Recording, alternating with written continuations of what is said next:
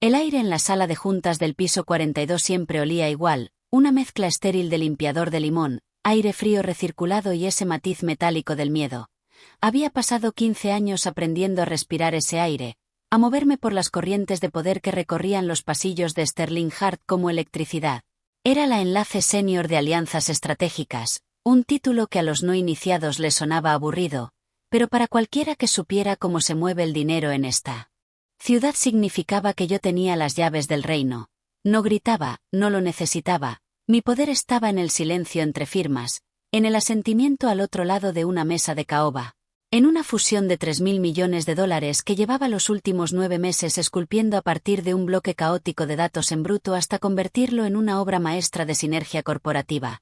Estaba de pie junto al ventanal de suelo a techo revisando las cláusulas finales en mi tableta cuando la puerta se abrió de golpe. No fue una entrada, fue una invasión. Cassidy, la hija de la recién nombrada vicepresidenta, irrumpió en la sala. Tenía 24 años, iba armada con un MBA recién impreso por el que su padre probablemente había pagado un ala entera de un edificio, y lucía una sonrisa ladeada que sugería que se creía la protagonista de una película, y que todos los demás éramos simples extras con suerte.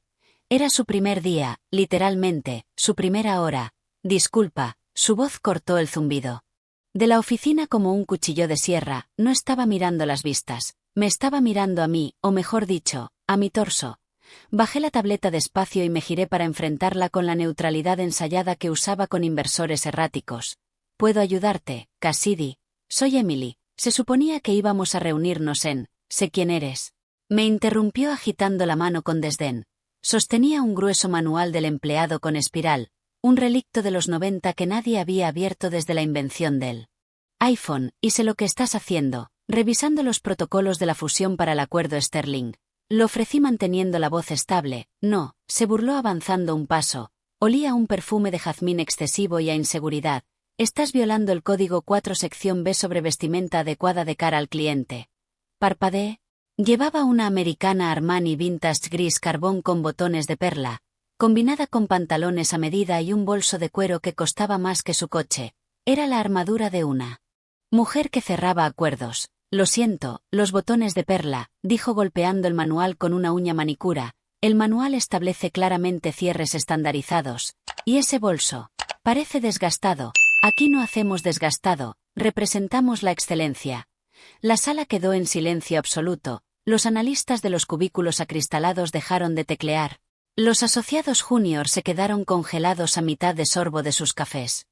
Este es el punto en el que normalmente diría que si te gusta ver descarrilamientos a cámara lenta o historias de gente recibiendo exactamente lo que merece, quizá deberías darle a seguir y votar positivo, porque créeme, el choque se acerca, pero en ese momento nadie se movía. Cassidy, dije bajando una octava la voz, peligrosamente calmada. Me reúno con Marcus Sterling en 48 horas para cerrar una adquisición de $3.000 millones. Esta americana no es el problema. El problema es que estás interrumpiendo mi preparación. Se puso de un rojo que chocaba con su pañuelo. No estaba acostumbrada a que le llevaran la contraria. Estaba acostumbrada a la tarjeta de crédito de papá y a becarios aterrorizados. Soy la jefa de gabinete de la vicepresidenta, anunció lanzando un título que yo sabía que técnicamente no existía para su rango salarial. Estoy haciendo cumplir los estándares. Si no puede seguir las normas básicas de esta empresa, ¿cómo vamos a confiarte su futuro? Era tan absurdo que casi me reí, pero vi el brillo en sus ojos.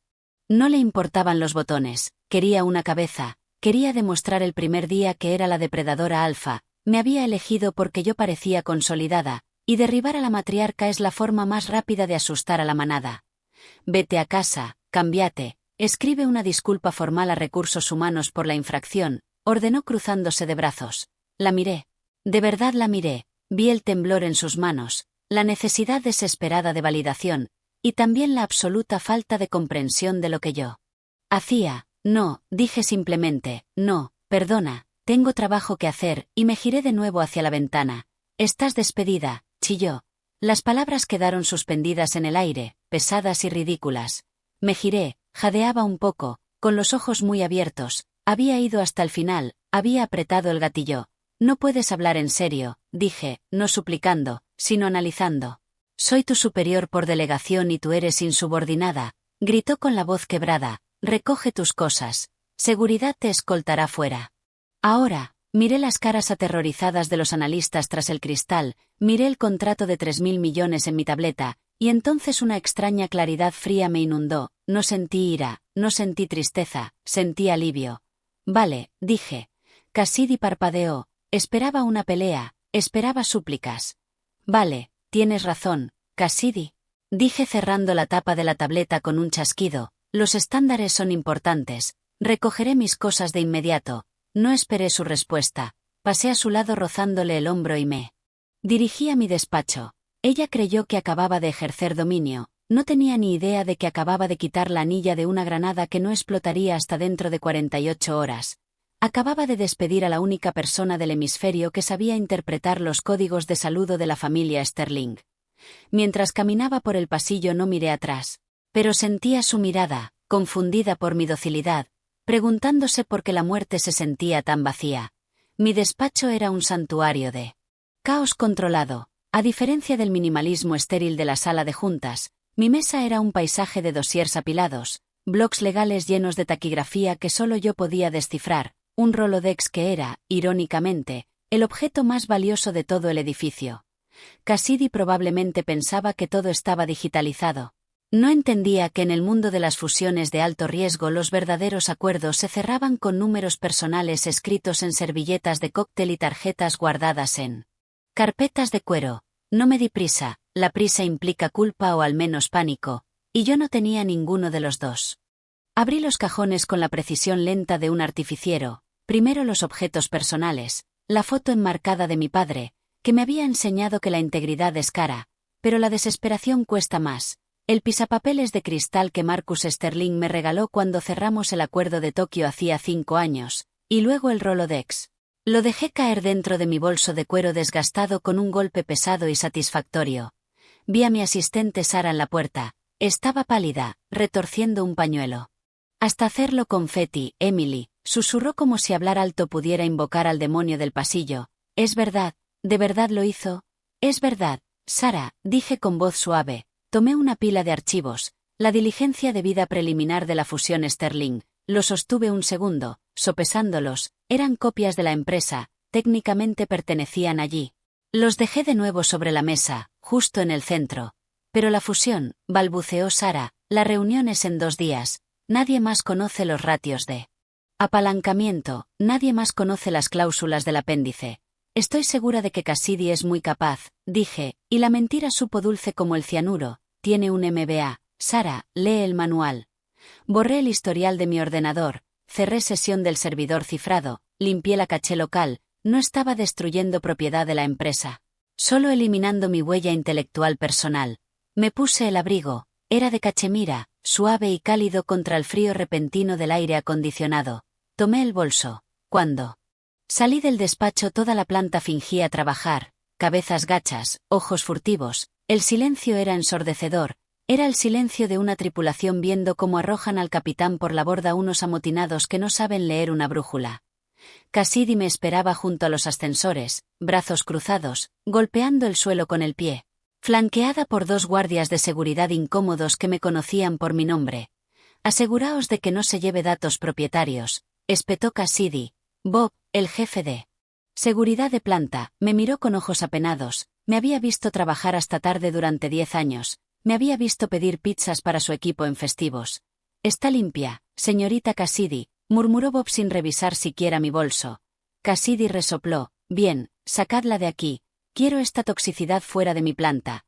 Me detuve frente al ascensor y pulsé el botón. Esperé el timbre. Cuando se abrieron las puertas me giré hacia Cassidy. Se preparaba para un insulto, un grito, un ya te arrepentirás. En lugar de eso sonreí, una sonrisa genuina. La que le das a alguien que sin saberlo acaba de entregarte un billete ganador de lotería pensando que es una multa de aparcamiento. Gracias, Cassidy, dije, su ceño se frunció, la confusión resquebrajó su máscara de arrogancia por un segundo. ¿Qué? Por aclarar las prioridades de esta organización, dije, ha sido revelador. Buena suerte con la fusión, los apéndices son complicados. Entré en el ascensor. ¿Qué apéndices?, exigió avanzando mientras las puertas empezaban a cerrarse. El archivo está completo, vi la unidad digital. Las unidades digitales son tan impersonales, dije en voz baja. Las puertas se cerraron cortando su rostro justo cuando el pánico empezaba a asomar en sus ojos.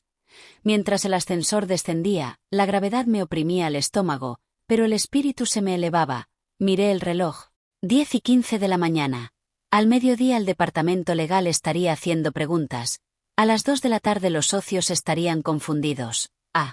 La mañana siguiente comenzaría la hemorragia. Salí del edificio a la luz brillante y cegadora de la ciudad, no paré un taxi, caminé 2 manzanas hasta un café tranquilo, pedí un espresso doble y me senté junto a la ventana. Saqué el teléfono del bolso y lo apagué, dejé que se quedaran un rato en el silencio.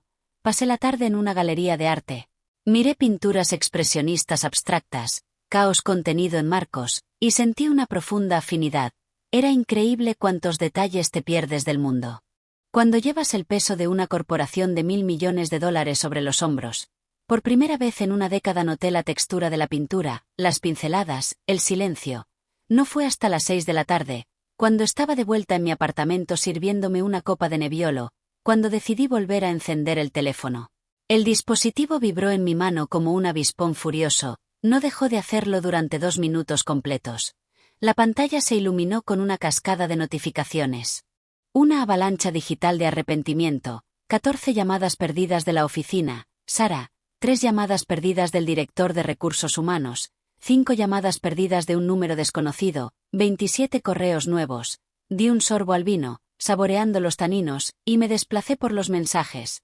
Sara, 11:30 de la mañana, Emily, legal acaba de bajar. Están preguntando quién autorizó tu despido. Cassidy está encerrada en su despacho. Sara, 12:45, los socios de la firma de Tokio intentaron llamarte. Cassidy atendió la llamada, no fue bien, les dijo que ya no encajabas culturalmente, hubo muchos gritos en japonés. Sara, 2:30, ¿dónde están los archivos del apéndice? Cassidy está gritando por eso, dice que los borraste, en el servidor figura que nunca existieron. Emily, todo el mundo está en pánico. Sonreí girando el vino en la copa. Por supuesto que no estaban en el servidor. Los archivos del apéndice no eran documentos, eran matices, eran los acuerdos de palabra sobre la retención del personal clave de la empresa adquirida, eran las promesas verbales que yo había hecho a Marcus Sterling sobre preservar la identidad de marca del legado familiar, estaban en las notas que tomé a mano, las mismas notas que en ese momento se estaban convirtiendo en ceniza en la chimenea de mi apartamento. Abrí un correo del asesor jurídico general, David era un buen hombre, pero no tenía columna cuando se trataba del consejo. Asunto, urgente estado laboral malentendido. Emily, parece haber habido una ruptura significativa de comunicación respecto a la aplicación del protocolo. Por favor llámame de inmediato. Necesitamos hablar de una reinstalación de tu contrato antes de la reunión con Sterling. Podemos arreglar esto. Cassidy es nueva y quizá demasiado entusiasta. No dejemos que las emociones descarrilen la fusión. ¿Emociones? Susurré a la habitación vacía, siempre lo llamaban emociones cuando reaccionaba una mujer, pero estrategia. Cuando lo hacía un hombre, no respondí. Podía imaginar la escena en la oficina con absoluta claridad, el sol poniéndose proyectando sombras largas y acusadoras sobre el espacio abierto, Cassidy agotada, su perfume de jazmín volviéndose rancio, su traje blanco arrugado, dándose cuenta de que ser la hija de la vicepresidenta imponía obediencia. Pero no respeto, y desde luego no conocimiento.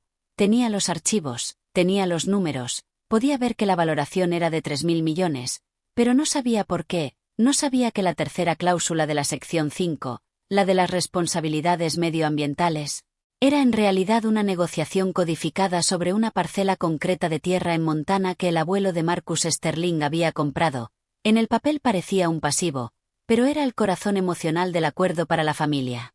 Sterling intentaría renegociarlo para ahorrar dinero, como haría cualquier estudiante de MBA, e insultaría a Marcus tan profundamente que se levantaría de la mesa antes de que sirvieran el café. Me senté en el sofá y me cubrí las piernas con una manta, las luces de la ciudad parpadeaban tras la ventana, indiferentes al pánico de la torre de cristal del centro. Llegó otro mensaje, este de un número que no tenía guardado, pero reconocí el prefijo, era la línea privada del director financiero de Sterling Hart, director financiero, 7:15 de la tarde, Emily, coge el teléfono, pon tu precio. Miré el mensaje, pon tu precio, mi precio no era dinero, Mi precio era dignidad, y por desgracia para ellos, la dignidad era una moneda que acababan de devaluar a cero. Dejé el teléfono boca abajo sobre la mesa, no iba a salvarlos, no esta noche. Esta noche iba a ver una película, quizá algo sobre un desastre, quizá algo sobre una mujer que camina hacia el atardecer mientras el castillo arde. A su espalda, desde aquí el pánico era silencioso, pero sabía que por la mañana estaría gritando. Hay un cajón concreto en mi escritorio de casa que permanece siempre cerrado, no contiene joyas ni efectivo, contiene palanca. Me acerqué al antiguo escritorio de escribir en la esquina del salón y saqué una pequeña llave de latón de debajo de una suculenta decorativa. La cerradura hizo clic con una satisfacción mecánica pesada. Dentro, sobre un forro de terciopelo, había una única carpeta. Encuadernada en cuero, gastada, con los bordes suaves y deshilachados, olía a papel viejo y humo de tabaco. Grabadas en la portada, en letras doradas ya desvaídas, estaban las palabras protocolo delegado da fideicomiso familia Sterling. La mayoría pensaba que me habían contratado en Sterling Hart por mi currículum. La verdad es que yo era parte del paquete. Hacía 5 años, cuando Marcus Sterling consideró por primera vez dejar que capital externo tocara su imperio familiar, puso una condición: quería un enlace que entendiera el dinero antiguo, no la riqueza ruidosa y ostentosa de los tecnomillonarios, sino la riqueza silenciosa y recelosa que se mueve en siglos, no en trimestres. Mi padre había sido el abogado del padre de Marcus. Yo crecí jugando al escondite en la biblioteca de la finca Sterling mientras los hombres fumaban puros y hablaban de fideicomisos. No era solo una empleada, era el puente, la traductora entre el capitalismo frío y depredador de mi empresa actual. Y la lealtad casi feudal de la familia Sterling. Abrí la carpeta, dentro había una sola hoja con un número privado directo, no era una línea de negocios. Era el número del teléfono que Marcus llevaba en el bolsillo interior de la chaqueta. Me quedé sentada mucho rato trazando los números con el dedo. Llamar a ese número era la opción nuclear. Violaba todas las cláusulas de confidencialidad de mi contrato, era suicidio profesional. Pero entonces recordé la cara de Cassidy, la forma en que miró. Mi americana como si fuera una enfermedad, la suficiencia con la que me despidió delante de la gente a la que había mentorizado. Tomé el móvil y marqué el número. Sonó 2 veces. Habla Marcus, la voz era profunda, áspera e instantáneamente familiar. Soy Emily, dije. Hubo una pausa, un cambio en el aire. Creía que estábamos en periodo de silencio hasta la firma del viernes. Lo estábamos, dije manteniendo la voz firme, pero los parámetros han cambiado. ¿Cambiado cómo? El calor se evaporó de su voz, reemplazado por el acero de un hombre que poseía flotas de transporte. Me han despedido, dije. El silencio al otro lado fue absoluto, duró tanto que pensé que la llamada se había cortado. Despedida, repitió, la palabra sonando extraña en su boca. ¿Por quién? El consejo, la sé que encontró algo. No, dije, por la nueva jefa de gabinete de la vicepresidenta. Una infracción del código de vestimenta y un desajuste cultural. Una infracción del código de vestimenta, dijo con voz plana. Sí, y ¿quién está gestionando la transición de los activos de Montana? Nadie, dije. Cassidy cree que los archivos del servidor son suficientes. Oí un sonido que podía ser una risa o un gruñido. Los archivos del servidor listan la propiedad de Montana como terreno sin generación de ingresos. Sin tu adenda el algoritmo la marcará para liquidación en 6 meses. Correcto, dije. Así que despidieron a la única persona que sabe dónde están enterrados los cuerpos. Y lo hicieron 2 días antes de la mayor fusión de su historia. Eso parece. Emily, dijo Marcus bajando la voz a un susurro conspirativo. Estás libre para desayunar mañana. Desempleada, Marcus. Estoy libre todo el día. Bien, reúnete conmigo en el pier a las 8 de la mañana. Y Emily. Sí, no firmes nada con ellos, ni un paquete de indemnización, ni una extensión de NDA, nada. La llamada terminó y yo me quedé sentada en silencio, sabiendo que el incendio ya estaba fuera de control. No se me ocurriría. Colgué el teléfono. El corazón me latía con fuerza, un tambor lento y pesado en el pecho. Acababa de cruzar el Rubicón. Ya no era solo una empleada despedida. Era una combatiente activa. Cerré la carpeta de cuero y volví a cerrar el cajón con llave. El apartamento se sentía distinto. Ya no era un refugio. Era una sala de guerra. En el Hotel Pierre sirven el desayuno con una eficiencia silenciosa que te hace sentir como si estuvieras planeando un golpe de estado, y en cierto modo lo estábamos. Marcus Sterling se veía exactamente como siempre, impecable con un traje azul marino, el pelo plateado peinado hacia atrás, y unos ojos que lo habían visto todo y no se impresionaban con nada. No hablamos del tiempo. No hablamos del menú. Han llamado a mi equipo esta mañana, dijo Marcus, untando mantequilla en una tostada con precisión quirúrgica. Ah, yo di un sorbo a mi té. Sí. Una mujer llamada Cassidy. Sonaba sin aliento. Marcus hizo una pausa, un destello de diversión bailándole en los ojos. Le dijo a mi asesor principal que tú no estabas disponible por una emergencia médica repentina. Dijo que estabas hospitalizada por agotamiento severo, pero que le habías dejado todo el acuerdo completamente explicado. Dejé la taza. La desfachatez era impresionante. No era solo una mentira. Era una mentira verificable y peligrosa. Si yo estaba enferma, el acuerdo podía retrasarse legalmente. Si yo estaba despedida, la cláusula de persona clave del contrato, la que exigía revelar de inmediato cualquier cambio en personal clave, activaría la anulación de la exclusividad. Está intentando ganar tiempo, dije.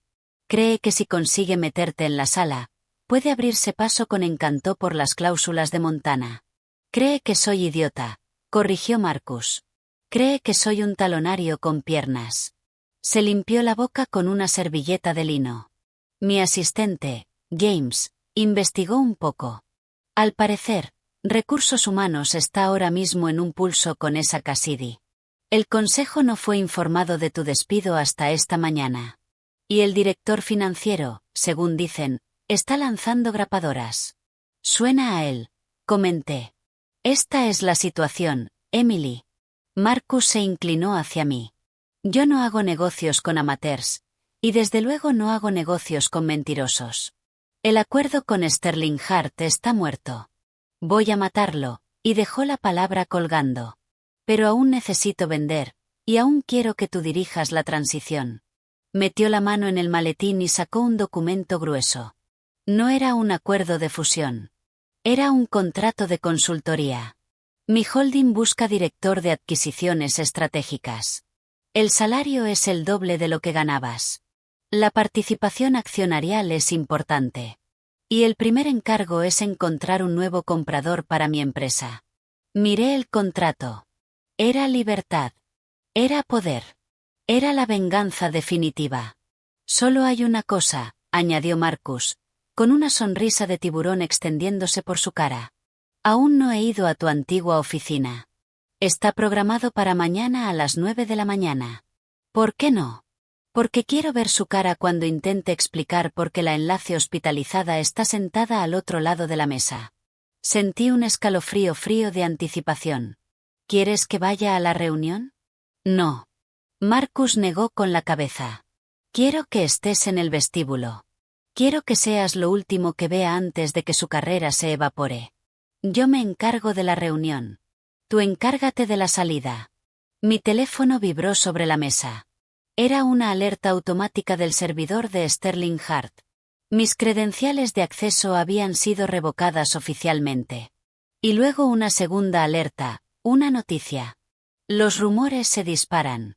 La fusión de Sterling Hart afronta retrasos de procedimiento por la salida inminente de una ejecutiva clave. La filtración ya estaba en marcha. Los tiburones empezaban a dar vueltas. Acepto, le dije a Marcus, tomando el bolígrafo. Bien, dijo. Ahora termina tus huevos. Vas a necesitar fuerzas. Ver cómo se derrumba un imperio cansa. Esa misma tarde pasé caminando junto al edificio de Sterling Hart. Me quedé al otro lado de la calle, escondida tras unas gafas de sol enormes. Podía ver la actividad en el piso 42 a través de las paredes de cristal. Figuras de un lado a otro. Luces encendidas a plena potencia. Parecía un hormiguero al que le acababan de dar una patada. Revisé el correo en mi móvil personal. Había un último mensaje desesperado de Cassidy. Emily, por favor llámame. Podemos arreglarlo. No era mi intención. Fue una reacción de estrés. Mi padre está haciendo preguntas. Por favor.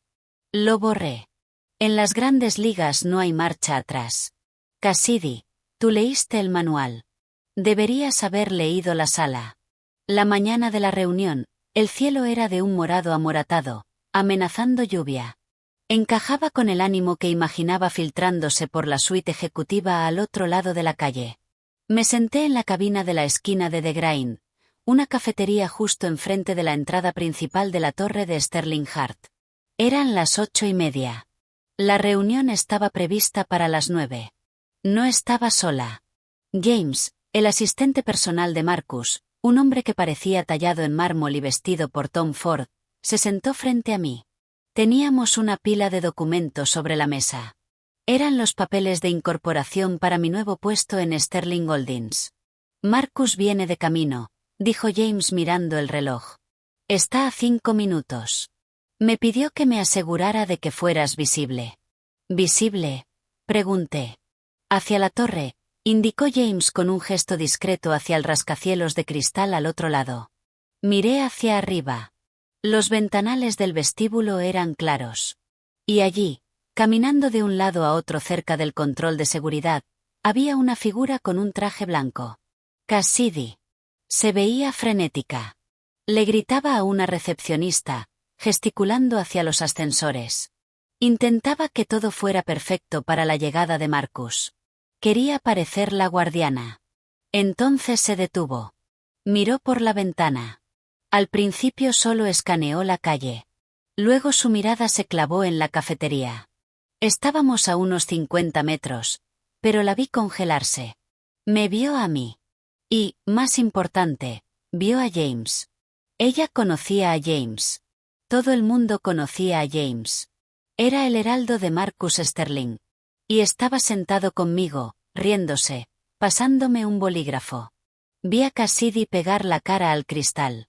Abrió la boca. Agarró el teléfono y empezó a marcar. Mi móvil no sonó. Yo había bloqueado su número 1 hora antes. Nos ve, dije dando un sorbo a mi capuchino. Excelente, respondió James sin girarse. Que sude. El pánico vuelve torpe a la gente, y Marcus odia lo torpe. La vi desmoronarse en tiempo real. Se giró hacia la recepcionista, señalándonos, probablemente gritando algo sobre espías o sabotaje. La recepcionista solo negó con la cabeza, aterrada. Cassidy dio media vuelta corriendo hacia los ascensores, seguramente subiendo al piso 42 para advertir. Bueno, ¿advertir a quién? ¿A su padre? ¿Al consejo? ¿Qué podía decir? La mujer a la que despedí por llevar los botones equivocados está tomando café con la mano derecha del comprador. Era admitir un fallo catastrófico. Está subiendo, informé. James asintió. Va a intentar controlar el relato. Demasiado tarde. El relato salió del edificio ayer con tu caja de cosas personales. James reunió los papeles. Ya está todo firmado. Emily, bienvenida a la familia. Ahora, por instrucciones de Marcus, tenemos que esperar aquí exactamente 20 minutos. Luego cruzas la calle y entras al vestíbulo. Solo quédate ahí. Sé el fantasma en el banquete. Y Marcus, acaba de llegar. Miré por la ventana. Un coche negro elegante se deslizó hasta la acera frente a la torre.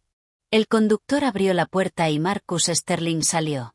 Se abrochó la chaqueta, se ajustó los gemelos y levantó la vista al edificio con la expresión de un experto en demoliciones examinando una estructura condenada. No miró hacia la cafetería. Entró directo en la boca del lobo. Empieza el show, susurró James. Lo vi atravesar las puertas giratorias.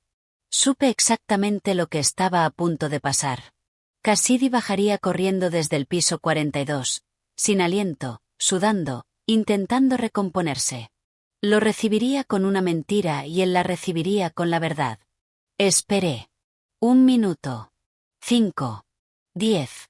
Empezó a llover, difuminando el cristal, convirtiendo el mundo en una acuarela de gris y acero, pero yo lo veía todo nítido.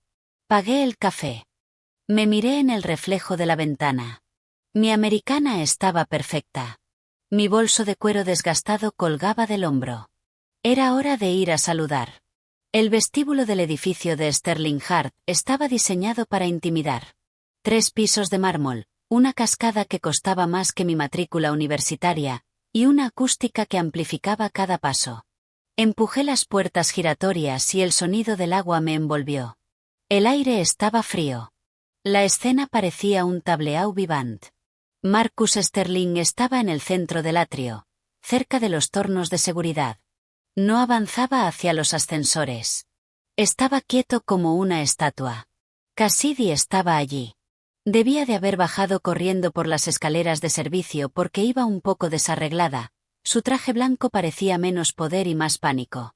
A su lado estaban el director financiero y el asesor jurídico general, los dos con cara de querer desaparecer. Crucé el mármol en silencio. Mis tacones sonaban, un ritmo firme y constante que cortaba el ruido blanco de la cascada. Me detuve a unos 20 pies, lo bastante cerca para oír, lo bastante lejos para observar. Complicaciones imprevistas, decía Cassidy con voz chillona, rebotando en las superficies duras. Pero como le decía, Emily está indispuesta. Está en el hospital. No quiero preocuparle con los detalles. Marcus la miró. Ni parpadeó. En el hospital, repitió. Su voz no era alta, pero se imponía. Sí. Cassidy asintió con fuerza. Muy repentino, pero me dejó todo explicado. Estoy lista para proceder con la firma. Marcus metió la mano en el bolsillo y sacó el teléfono. Tocó la pantalla una sola vez. Qué extraño, dijo Marcus, porque acabo de recibir un mensaje suyo. Dice que el café de enfrente estaba excelente. Cassidy se quedó congelada. La sangre le abandonó la cara tan rápido que parecía de cera. El director financiero levantó la cabeza de golpe. ¿Qué? Croó con la voz rota. Marcus giró un poco, recorriendo el vestíbulo con la mirada. Sus ojos se posaron en mí. No sonrió. Solo asintió. Cassidy se giró. Me vio allí, sana, tranquila, con mi bolso al hombro. La inválida hospitalizada. El silencio que siguió pesaba como para aplastar un coche. Ella, Cassidy tartamudeó, señalándome con un dedo tembloroso. Ella está mintiendo. Seguro que. Yo la despedí. La verdad le salió a borbotones antes de que pudiera frenarla. El director financiero se volvió hacia Cassidy con los ojos desorbitados.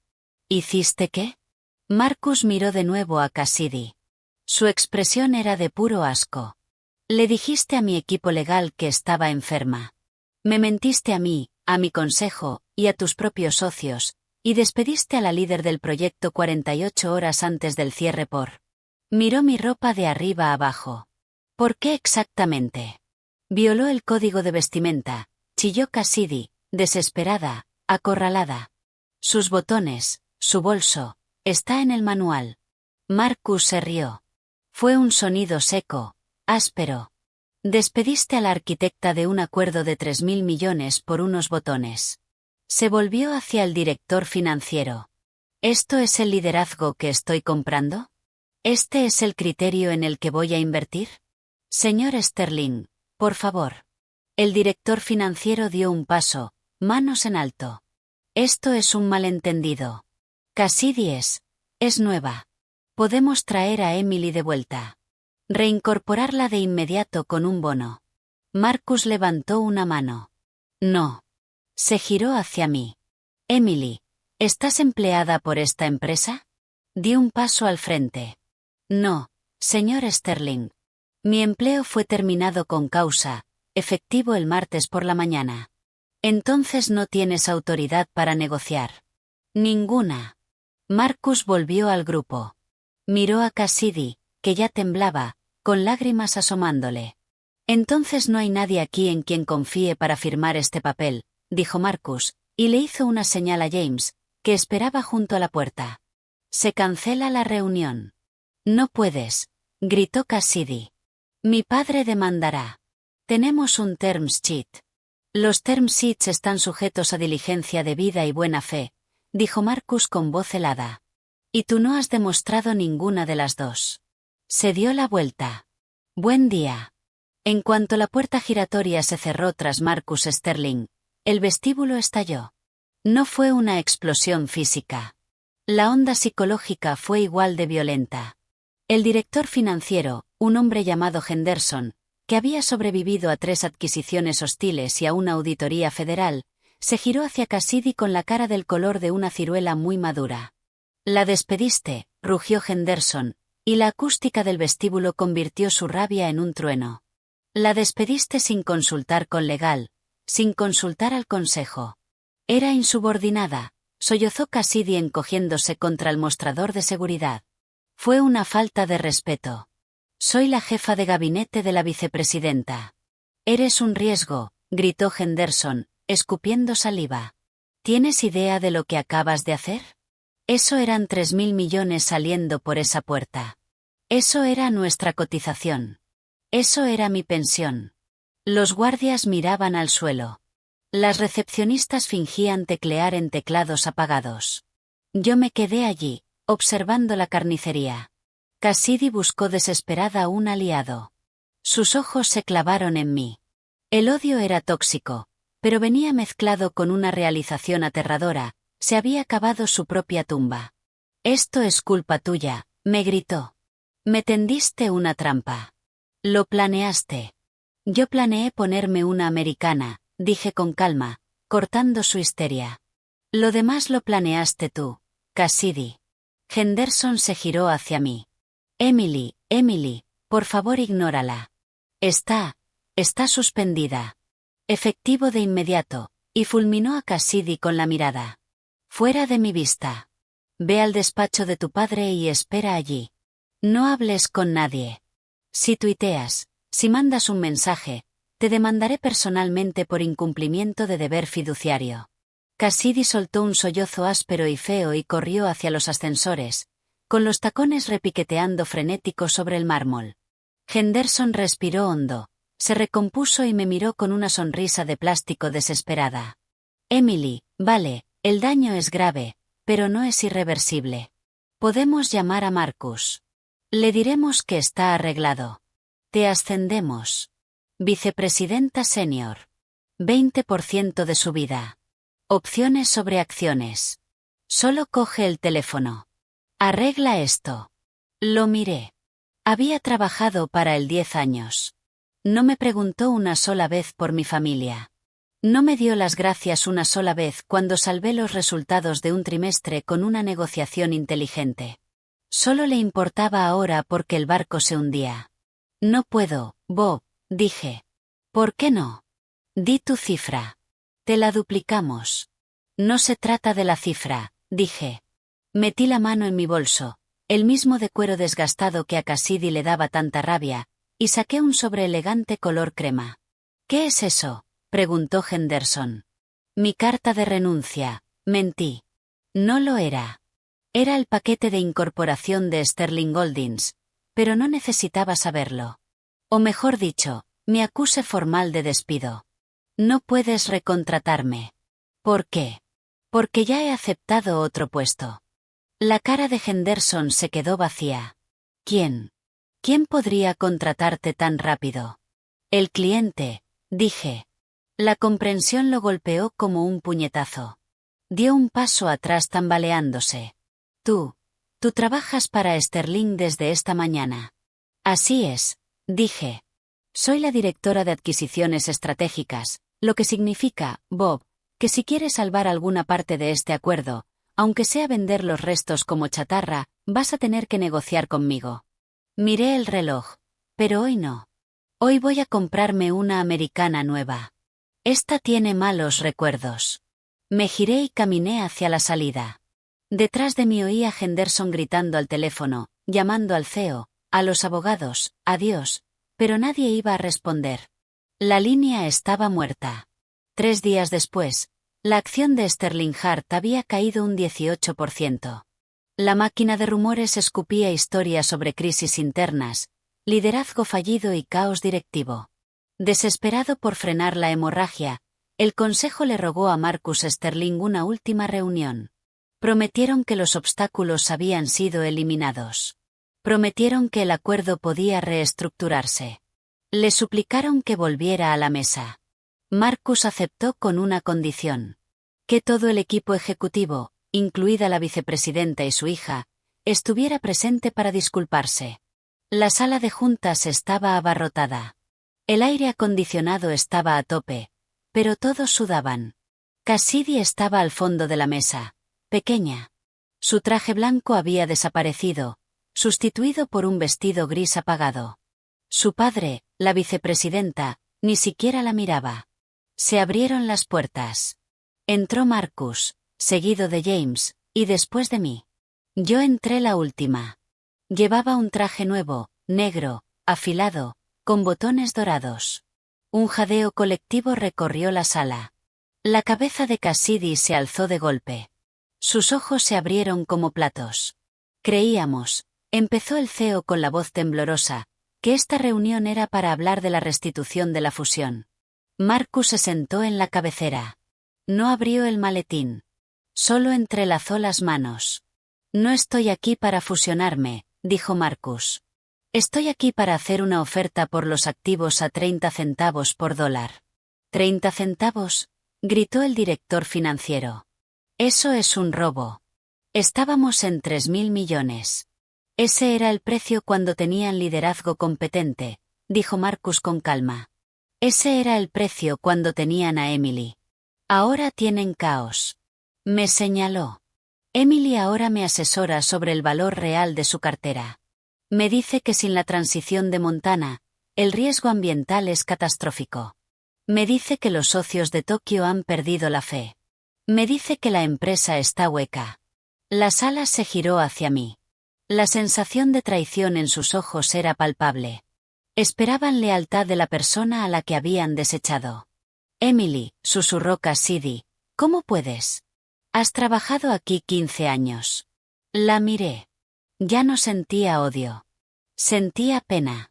Era una niña jugando con cerillas, sorprendida de que la casa se hubiera quemado. Sí, dije. Y durante 15 años seguí el código. Me vestí para el papel. Jugué el juego. Y tú decidiste que no era suficiente. La vicepresidenta habló. Podemos arreglarlo. Emily, vuelve. Despedimos a Cassidy. Te damos su puesto. Solo dile que firme el acuerdo original. La sala contuvo el aliento. Era eso. La oferta de redención. El regreso al redil. Podía recuperar mi vida, pero con una corona. Miré a Marcus. Alzó una ceja, esperando. ¿Lista para firmar? Preguntó, siguiéndome el juego. Miré al CEO. Miré al director financiero. Y por último miré a Cassidy. Sonreí. Era la sonrisa de una mujer que sabe exactamente dónde están enterrados los cuerpos porque es ella quien sostiene la pala. Lo siento, dije en voz baja, y mi voz rebotó en la sala silenciosa. Ella me despidió. No hay trato. Marcus se levantó. Ya lo han oído. La oferta es de 30 centavos por dólar. Tienen hasta las 5 de la tarde para aceptar, o esperamos a la subasta por quiebra y lo compramos por 10. Se giró y salió. Yo lo seguí. No me despedí. No lo necesitaba. El silencio detrás de mí lo dijo todo.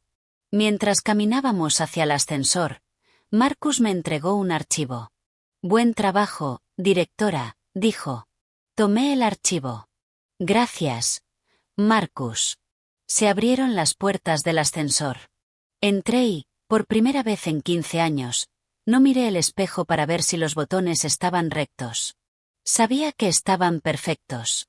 Bajamos, dejando los restos en el piso 42, y por fin, de verdad, exhalé. Ustedes son las verdaderas estrellas de la jungla corporativa. Gracias por ver. Suscríbete o te apago el interruptor de tus viejos recuerdos de cubículo.